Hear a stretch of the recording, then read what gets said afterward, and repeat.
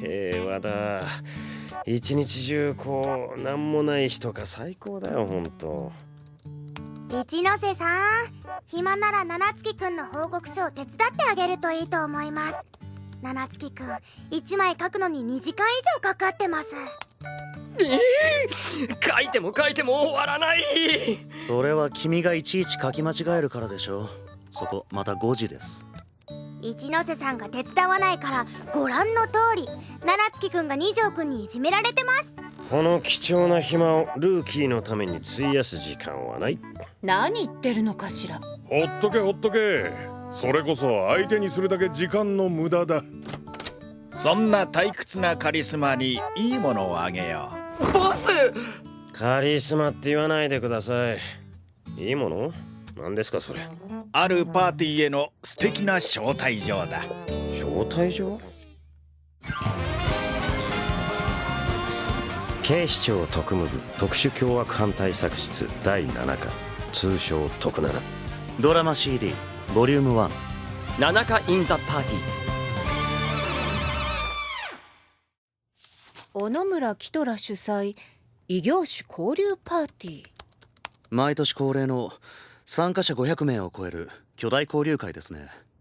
主催者のコネクションで弁護士、政治家、建設企業や芸能プロダクションの社長など各業界の新進気鋭の若手まで集まるビッグイベント。その小野村キトラってのは誰なんですか？写真で見た感じはエルフ系っぽいですけど。起業家です。プロフィールを見る限りいろいろな事業に手を出しているので具体的に何をやっているのか曖昧ですが。ははいるよな、人脈だけはすごいやつ。で、なんでそんなとこからお招きが？もちろんただ招待されたわけじゃないよ。主催者の小野村キトラに殺害予告が出されたんだ。殺害予告？穏やかじゃないな。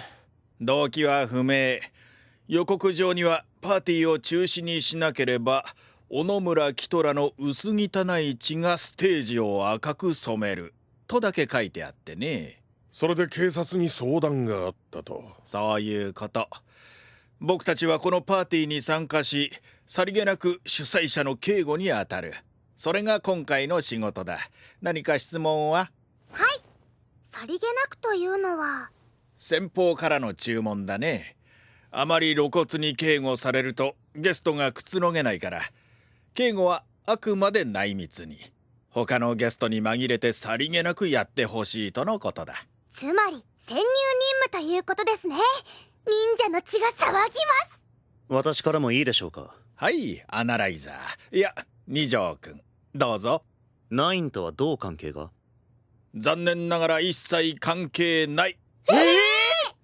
いやー、それがね、実はこの小野村キトラってお父様が元警察で官僚でさ、もう息子のことを溺愛してるみたいでね。殺害予告なんていたずらかもしれないが万が一があっては困る。こういう時に手の空いているお荷物な課があればって話になったみたいなんだよ。押し付けられたんですかね？押し付けられましたね。確かにうちにおあつらえ向きな話っちゃ話だけどな。中間管理職は辛いんだよ。やってくれないかな。断るって選択肢はありなんですか？その場合、君たちには渋谷のスクランブル交差点に行ってもらうことになる。渋谷？なんでまた？そろそろかぼちゃがたくさん取れる頃だね。かぼちゃ秋10月。おい、まさか。正気かボス。嘘だと言ってください、ボス。え？10月って何かありましたっけ？ハロウィン。ハロウィン。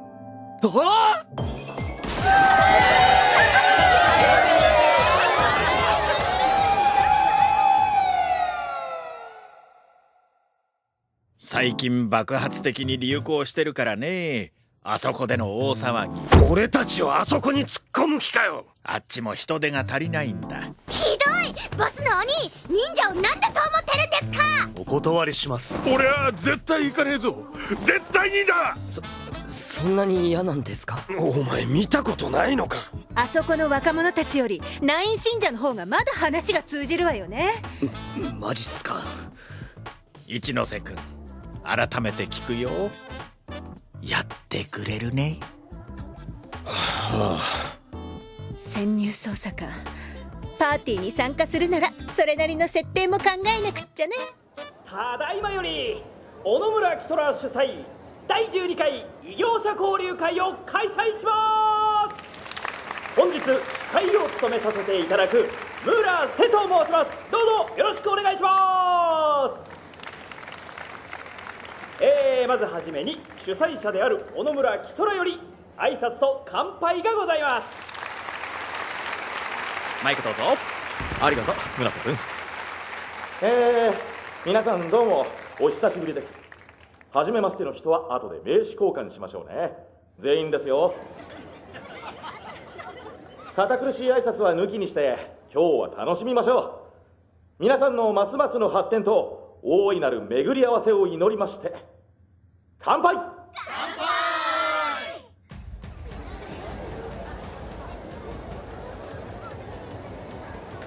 うわー、会場広、人多。なんかキラキラしててものすごく派手ですね。参加者もほぼほぼ予定通りの人数か。やれやれ。キトラさん、グラビアアイドルのあやです。今日はよろしくお願いします。よろしく。二人とも可愛いね。さあ飲んで飲んで。あれが小野村キトラか。さっきはステージにいたんでよく見えなかったですけど、近くで見ると結構イケメンって感じですね。エルフ系は顔立ちいいからな。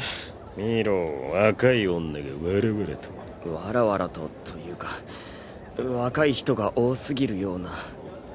みんな持ち場に着いたかい？こちら忍者、小型ドローンで会場各所をこっそり監視中。特に異常はありません。こちら遠藤。隣のビルから護衛対象をスコープで視認。異常なし。飯がうまそうだ。こちら色彩、今のところ料理にもスタッフにも問題なし。おすすめはローストビーフらしいわよ遠藤さん。あかねちゃん、ウェイター姿が様になってますね。綺麗にバッチリしなんでます。ありがとうベルちゃん。お姉さん、ビールおかわり。はーい、どうぞ。了解。さて一ノ瀬君たちはどうかな？こちら一ノ瀬。職業はシステムエンジニア。小野村とはマブダチ。無事パーティーへの参加は成功。俺もビールが欲しい。こちら七月、建設会社の社長代理としてパーティーに参加。社長である親からは嫁探しをしてこいと背中を押された。で合ってますよね？バッチリよ。こちら2条、四つ星銀行勤務。この設定必要ですか？犯人が参加者名簿を見ているかもしれないからね。必要なことだよ、多分。その名簿ですが、小野村さんからコピーをいただきました。途中から参加されるゲストもいますが、この中に犯人がいるかもしれません。もしくはスタッフの中の誰かね。しかしなんだ、こっちから見てると厳かな異業種交流会って感じには見えないんだが。集まってるのは若い女と起業家たち。平たくいやこりゃド派手な合コンだな。合コンですか。確かに実際リストの半数は独身の女性です。一応主催者含めて参加者全員の素性は洗ったんですが、小野村キトラ本人もこのパーティーで出会った複数の女性と交際に発展しているようですよ。複数？二股かけていたり、時には付き合って数週間で別れたり、恋多き男性ということでしょうか。女性の敵とも言うわね。そういった噂が広まらないのは彼がお金を使って口止めしているからですね。うわ、ゲスですゲス。ってことは地上のもつれが原因の可能性もなくはないな。ざっと周囲を探っても男どもは若い女に夢中で小野村キトラを狙っているようには見えないが。では警戒すべきは女性ですか？まだ断定するには早いがな。注意するに越したことはないね。ルーキー、カリスマ、アナライザー、ここは一つ探りを入れてみようか。探り？ああ、女性客に声をかけて反応を伺うんだ。ただしあくまでさりげなく警察であることは悟られないようにね。それって端的に言うとナンパをして情報を集めろと。そうとも言う。ナンパ？バカ声がでかい。すみません。そう、ナンパ、船がナンパしちゃってさ、せっかく買ったクルーザーが台無しになってよ。へえ、それは災難でしたね。何茶番やらせてんだルーキー。仕方ないでしょう。アドリブ下手なんです。俺に演技を求めないでください。まあそう難しく考えないで、ちょっとお姉さんたちとお話をして小野村さんへの感情を探るだけだから。でも俺ナンパなんてしたことないし。その辺は任せてください。私たちが女性視点でフォローを入れるから。色彩さんが遠くからこっち見てる。サムズアップしてノリノリじゃねえか。おい、もうデザート来てるぞ。あれなんだ、フォンデュか、チョコレートフォンデュか。じいさんはちょっと黙ってろ。というか警護対象をちゃんと見ててください。そうそう、こっちは忙しいんだから。ひでえなおい。誰から行きますか二条くん。私はやりませんよ。そんな無駄なことをするより小野村さんの周辺に待機して警護に集中するべきです。けど小野村さんの近くって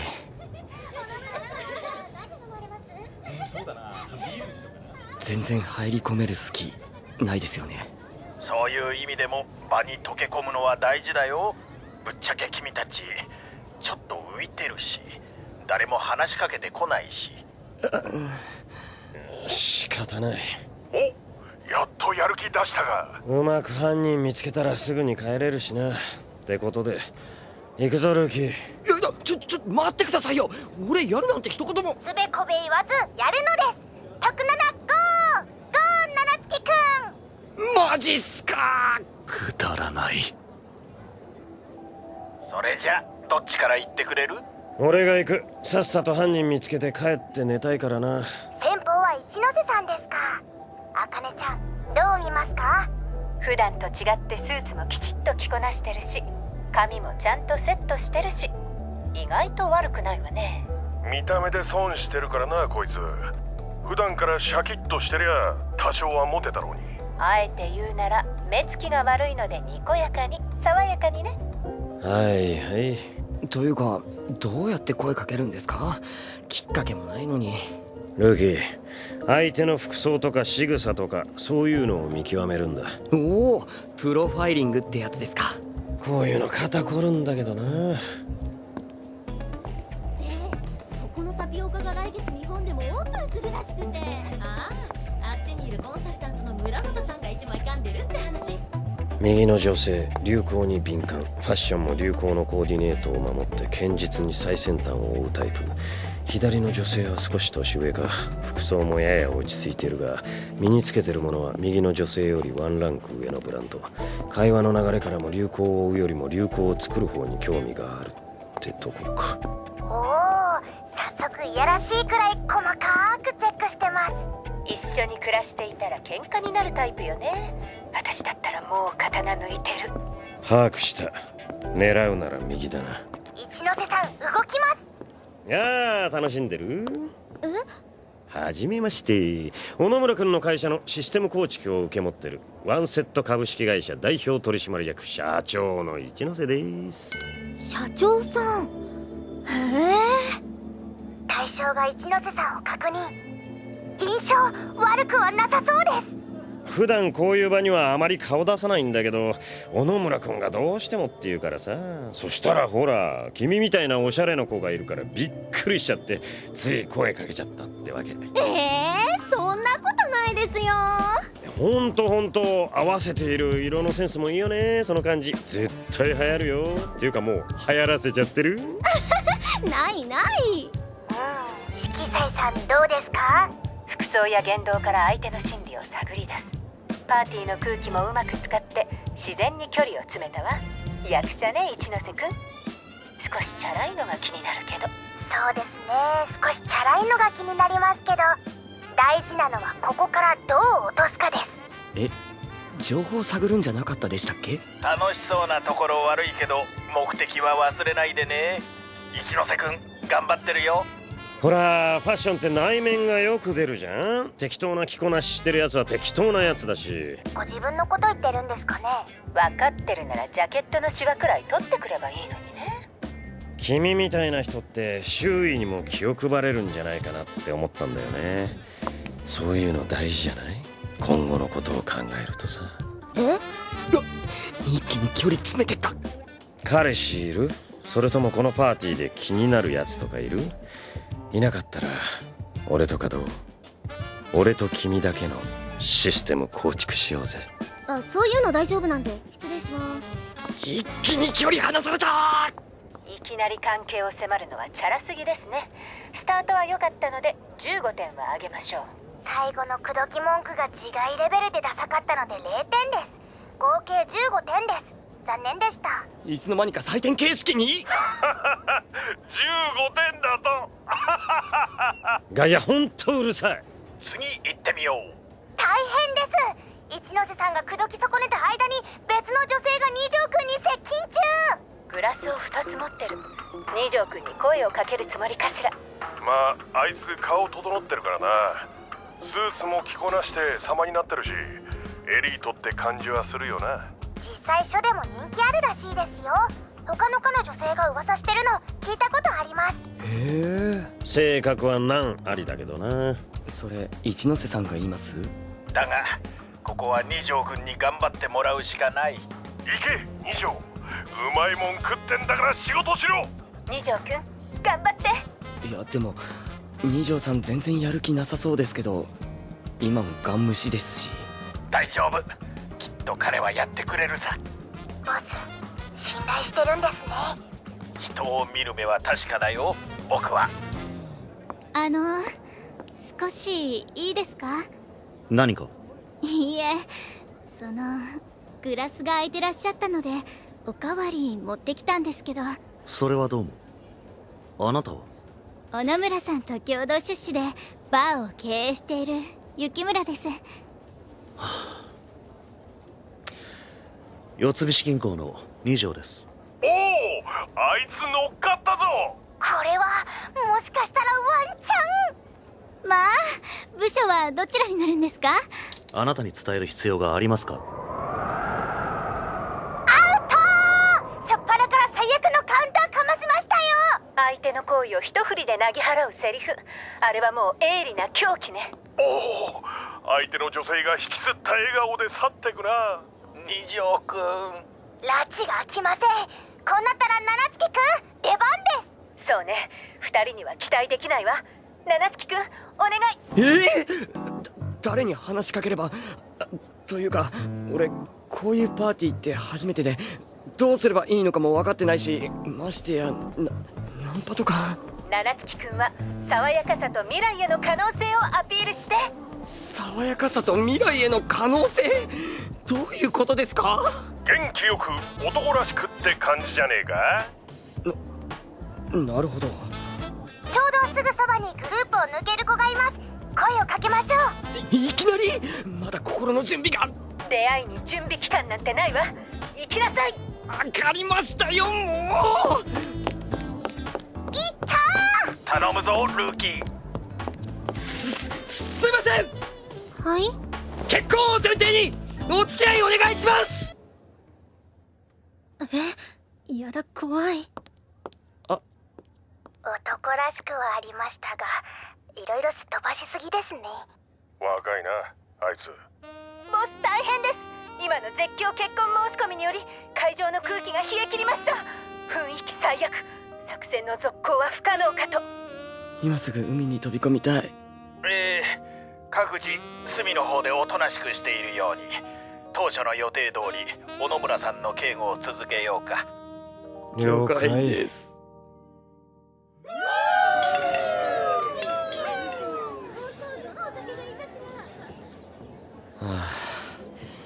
なんか無駄に疲れましたね。そうだな、ほんと帰りて。会場の外も見回りましたが不審な点はありません。少なくとも爆発物などはないようです。間もなくパーティーも終了だし、ベル君、小野村さんの周囲で何か変わった様子は？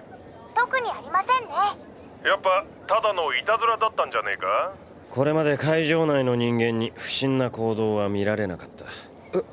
一ノ瀬さん全員チェックしてたんですか？スタッフも含めて一応な。じゃあ本当にただのいたずらだったんじゃ。色彩さん、ルーキー、2人はできるだけステージのそばにいてくれるか。2条は引き続き会場内の監視をしてくれ。了解。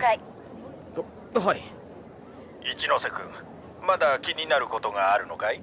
これだけ不特定多数の人間が集まる場だ。仮に俺が犯人だとすればチャンスはいくらでもあったはずだ。けれどやらなかった。そこに意味があると。ああ、このパーティーは小野村にとって人脈を披露し新たなコネクションを作るいわばお披露目会だ。それを謎の脅迫状ごときで中心にすれば小野村にとって恥となる。犯人は奴を大衆の前でこき下ろしたい。それだけの恨みがある。それならば数人の目が向いている時の犯行には意味がない。つまり決行はほぼ全員が集まった最後の挨拶か。皆様、縁も竹縄ではございますが、ここで本交流会の主催者小野村キトラさんに最後の挨拶をお願いしたいと思います。キトラさん行かないで。心配しないで、この後ゆっくりな。小野村さん、ステージへ向かいます。今のところ必要以上に彼に近づく者はいません。今回は気憂で済んだかな？待て、司会者の動きが妙だ。スーツの裏に手を伸ばした。まさかルーキー？はい。死ね小野村！捨てて！ルーキー！小野村さんは無事です。くそ！誰だよこいつ！警察だ。威力業務妨害罪と殺人未遂でお前を逮捕する。遠藤君、二条君、2人は移動して念のために入り口を封鎖だ。了解。警察？小野村、お前ビビってたのかよ。俺の出した脅迫状ごときに。村瀬君、なんで君が？うるせえ！全部あんたのせいだ。俺の女を奪い取りやがって。は？水木ちゃんのこと？あれは向こうから。あいつだけじゃねえ。ミカもエリもアミも全部あんたが。楽しいんだろ？昔からそうだ。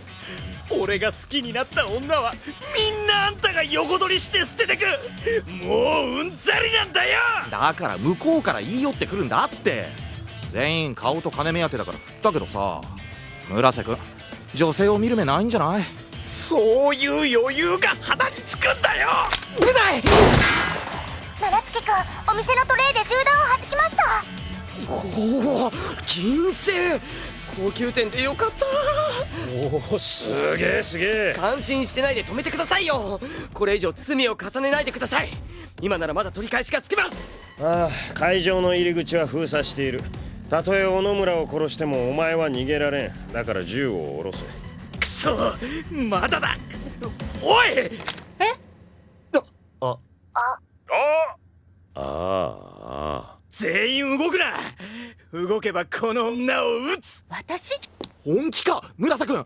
俺は諦めない。いつか必ずお前を殺してやる。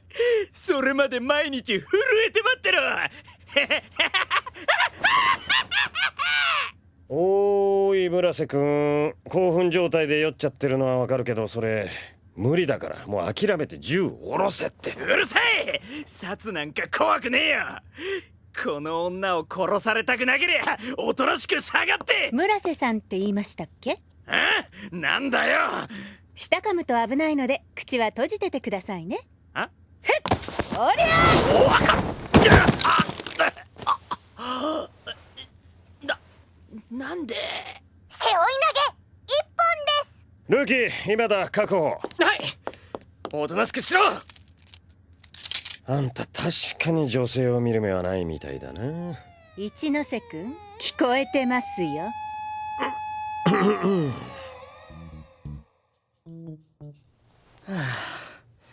なんていうか、えらく疲れる事件でしたね。まあまあ、犯人も捕まってよかったじゃないか。我々の存在も無駄ではなかったよ。ちなみに小野村さんはその後声をかけていた女性に「水木って誰よ!」と迫られ困惑してました。女癖の悪さが広まってしまったようで、今後こういったパーティーはしばらく自粛するでしょうね。結果的には村瀬の望み通り小野村も恥をかいた。復讐は成功か。色恋が絡むと男はダメだな。みっともないったらありゃしね。くだらない。あら、私は結構楽しかったですよ。特に一ノ瀬くんたちの意外な一面が見られたし。はあの口説き方恐ろしいほど寒かったですね。チャラいしダサいし。いやいや、あれはその場の空気に馴染もうとした結果であって。だよな。としてもひどいです。これは今後のためにも反省会が必要だと思います。そうね、パーティーで余った料理とお酒も分けてもらったし、打ち上げも兼ねて。それじゃあ私は先に失礼します。ストップ！行かせませんよ。話してください。二条くんはもっとひどいから、ちょっと女性の接し方について話し合いたいわ。なんてきた。俺は七月くんは論外です。下手したら捕まってたのは七月くんよね。まあこんだけ豪勢な飯もあるんだ。甘いものあるしパッとやろうぜ。そうだね。徳七の諸君お疲れ様。ベル君と色彩君はほどほどにね。最悪だ。テレビアニメ「徳七ドラマ CD」第1巻キャストトークということでございまして、どうも七月誠治役の下野紘でございます。今回ね、このキャストトークの、司会を務めさせていただきます。よろしくお願いします。といったところで一番最初に、まず私から、行かせていただきたいなと、今回ですねアフレコの、収録を終えての感想というところでね、今回、七月一ノ瀬二条、このね3人のなんて言うんでしょう、こう女性を口説くというかナンパの仕方というかね、三者三様、なんとも本当この人たちって絶対モテないんだろうな女性にっていうのが、ものすごく分かった回だったかなと、思いましてね、信じられないぐらい今もう他にキャストがいるんですけど、どうしてこんなに誰も喋らないんでしょうか。びっくりしましたね。ずっとシーンとしてるなと思いつつ、いやでも楽しくね、今回も、収録させてもらいましたので、また次回あったらいいななんて思っておりますけれども、そんなところでですね、ここで、一ノ瀬さんね、津田健次郎さん、イエーイよろしくお願いしウます。ェイ、はい、どうも一ノ瀬しおり役津田健次郎です。皆さんお疲れ様でした。これ本当になんか真面目にいくの？もう無理だ。ねえ、楓さんがなんか真面目なトークをしなきゃダメだって言うから。姉さんはね、そう。そう。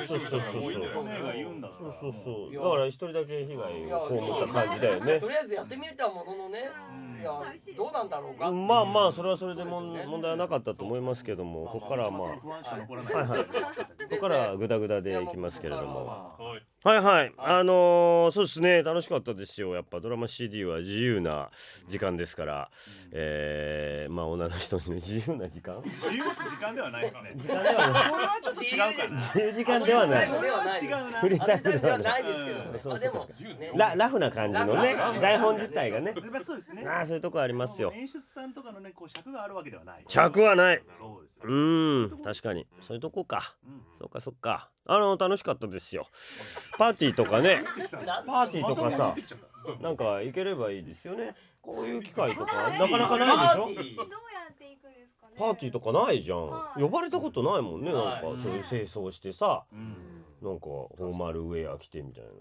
そういうの。この間この人なんか打ち上げでそういう清掃みたいなところじゃん。パーティーでしたか。なんかパーティ言っーでしたけどてたね。パーティーでしたけど、なんていうんでしょう。どうでした？フォーマルだった？フォーマル？フォーマルっていうほどフォーマルでもなかったですし、そうなの？ある程度かっちりはしましたけど、ただそんなに楽しめたかって言われると、もうスッて言ってスッて帰った感じだった。楽しめはしませんでしたね。楽しくなかった。楽しくなかった。そういうことじゃない。クソくらいだ。パーティーなんてクソくらいだ。楽しくなかったと楽しめなかった。何が楽しかったもの出したかった。全くよ。違うっつってんだろ。そんな感じで楽しかったです。次はこの方、鈴木達んです。二丁クジャク役の鈴木達です。いやーもう本当お疲れ様でございました。いやーね、本当ね、女性の扱いってのは難しいもんですな。本当にどういう風に対応していいのかわからないくてね、本当にわからないもんですね。一緒の課題ですね、女性との扱いね。何の話始めた何の話始めた女性ってどう扱ったらいいんですか。重いよなんか重いよ。なんだろう、一つ言ってもなんかこう1じゃなくって違うところを取られたりとかね、1言って10取られるみたいなね。なんで大変、本当に大変だな人生ってと思いながらですね、俺も2乗ぐらいなんかこう塩対応してるぐらいが一番人生楽なんじゃねえかなと思うわけですよ。本当にそのぐらいの方が多分ね、こう自分にとって楽しい生き方ができるんじゃないかなって気づきすぎるのとかね、なんだよ気遣いすぎるってのはお前終着点はどこだそれ。頑張ろうかな。終わった。次は色彩さんです。色彩あかね役海田優子です。ちょっと待ってよ、嘘でしょ。出る前にやってくださいよ。出る前になんか色っぽいことじゃないですかね。ちゃんとやるって言い出した真面目にやるんでしょ。真面目にやってますよ。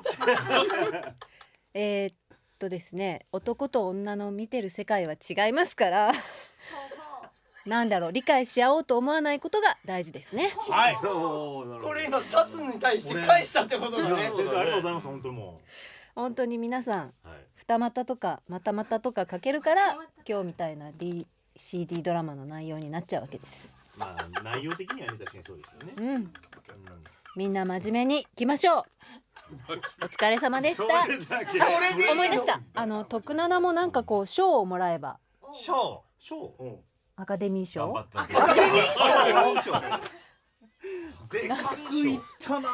この人本当に真面目にやってる。すごいこと言い出す。清掃パーティー。気づいてないかもしれないですけど、もうド天然ですよ。そうね、ド天然だよね。いや、清掃のパーティーが。なんでもう離れちゃったのよ。離れんすか。次はありちゃんです。結婚式もパーティーも行ったことがないベルメル役の小沢ありです。結婚式ないの？そうなんですよ。だから結婚式行ってどんな美味しいものが食べられるんだろうとか。友達まだみんな結婚してないって。そうなんですね。コース料理だよ大体。あ、食べてみたい。大体やっぱうまいね。美味しい。そう、まだ打ち上げのね、アニメの打ち上げの立食しか経験したことがないんで、なんかリッチなところでね、食べてみたいと思いつつ、私も男と女のあれやそれやを見るのが大好きなので、今日みたいな話めちゃくちゃ面白かったですけど、いいですね。なんかキャラクターのプライベートみたいなところがちょっと垣間見えて楽しいドラム CD でした。こういうキャストトークもあんまやったことがないんで、来るたりあるのマイクの前で。楽しいです。そんなことある？じゃあ次の右健さんどうぞ。一番真面目だった。真面目だったな。遠藤六助役野村健二。あ、どうもお疲れ様でした。真面目なふりをしただけで、そうですね、こうなんかみんなパーティーに潜入してですね、こう、活躍しましたね。しましたよ。僕らはちょっと見てるだけでしたね。確かそうですね。そういやもう離婚してる。フリーじゃないか。フリーでもほら娘がいるから。あ、そうだった。可愛い娘がいたな。これ娘出てなかったかな。残念だ。何の話？何お父さんのなんか愚痴みたいな。お父さんの愚痴じゃないよね。そうですね。何の話？感想か。そうか。いやでも楽しかったな。やっぱりドラマ CD って最高だよね。シーンとしすぎじゃない？まあそう。なんかこうなんだろう、自分で自由にこう芝居をやってですね、怒られないっていうのは最高ですね。なんすか？なんか辛い経験でも。いやこうやってくださいって言われてやるんですけども、でもなんかこう持ってやれるっていうのが楽しくてしょうがなかったです。ありがとうございました。続いては森川さんどこ？はい、ただいまご紹介に預かりました桐生院役の桐生院役の森川俊之です。はい、ちょっと危ない感じで言いそうになっちゃったんで、はい、さあということで、ドラマ CD 徳七としては初めてドラマ CD をやったような気がして楽しく自由にやらせていただきました。まあアニメのアフレコも自由にやらせていただいてるんで楽しいんですけれども、よりなんかこう楽しかったですね。合コンの話でしたけれどもさあということで、またねこうどんどん広がって、続くといいですね、こういうドラマシリーズみたいなのをね。はい、さあということでそれでは、下野くん下野くんにバトンタッチするよ。下野くん。なるほど。はいということでありがとうございましたボス。はいボスはいといったところで、まあドラマ CD は楽しかったと、そして、男女のあれやこれやは楽しかったという、キャストの感想でございました。また次回お会いしましょうといったところでバイバーイ。